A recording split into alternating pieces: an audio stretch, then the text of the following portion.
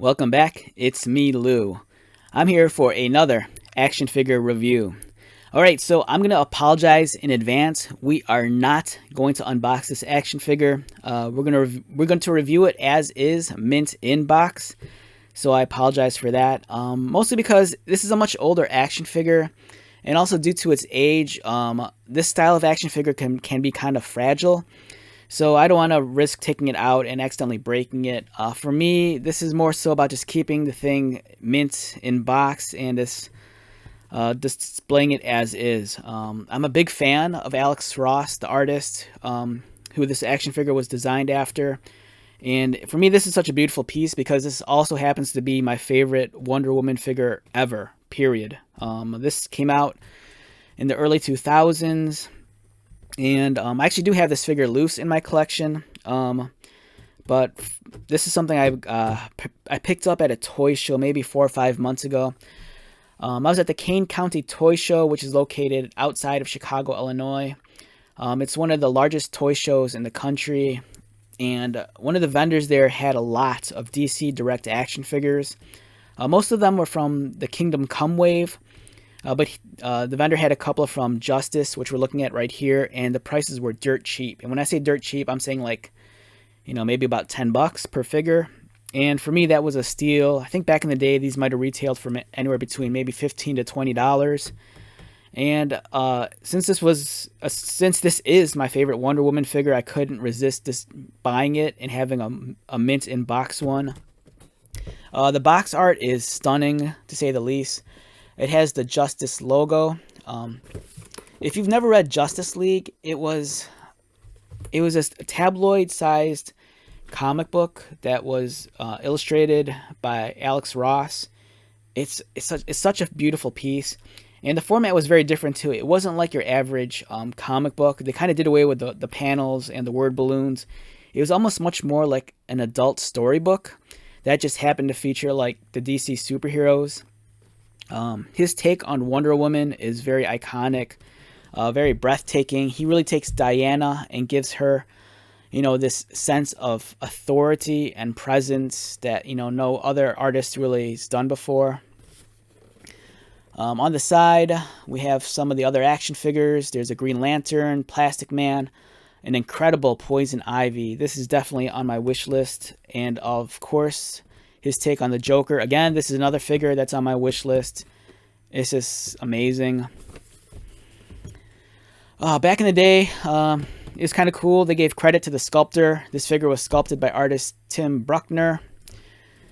And, this is based off of the Justice League story by Alex Ross. And some other figures that were available. Series 1 included Superman, Flash, Cheetah, Sinestro, and Bizarro. Series 2, Batman, Black Canary, Black Manta, Aquaman, and Parasite. Series 3, Green Lantern, Wonder Woman, the Joker, Ivy, and Plastic Man. So this actually came out in 2005 because they're also kind of teasing which figures were coming out in 2006. So this gives you an idea of how old this action figure is. It's a stunning piece. This is something that kind of falls within the 6-inch range. For example, size comparison wise, here she is next to Marvel Legends Vulcan, produced by Hasbro. If you're curious about the McFarlane figures, they tower over the older DC Direct stuff. Here's a McFarlane Batman. This dwarfs Wonder Woman. But it's a great figure. Alex Ross's interpretation of Diana Prince is just amazing. A very, standard take on her iconic costume. This is a very evergreen, tried and true design. He didn't try to reinvent the wheel with this. They just took Wonder Woman as is. And you got this giant display base also.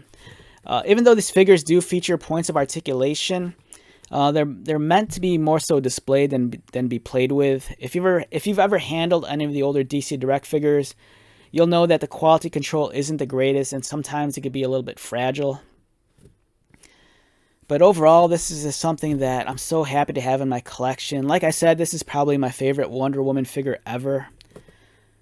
There's a Kingdom Come Wonder Woman figure also that's inspired by Alex Ross's artwork. Same costume, slightly older take on the character.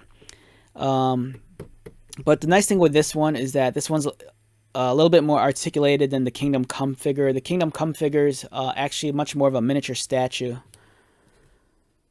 So I just wanted to share this with you. You know, this is kind of like a peek into like my past from back in the day. If you're an older collector, you know, this probably strikes a chord with you. You know, maybe you were a big fan of like Alex Ross and his comic books back in the day, or even this style of action figure. The DC Direct stuff was always special.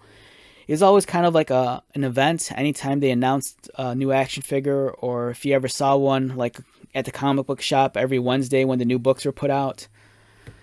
Because these were direct to market, you wouldn't find these like at Toys R Us or at Target. The DC Direct stuff you'd often find, you know, directly at your comic book shop or at specialty stores like a Tower Records.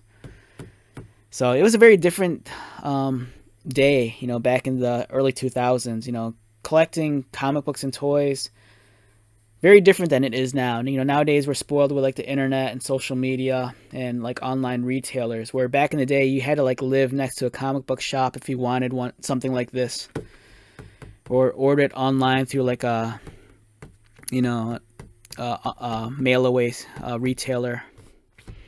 All right, so with that being said, let's wrap this one up. Once again, my name is Lou. If you're new to my channel, welcome. If you are a returning viewer or subscriber, thank you so much for your continued support. I greatly appreciate it. So until the next video, be safe, take care of yourself, buy lots of toys, and most importantly, be happy.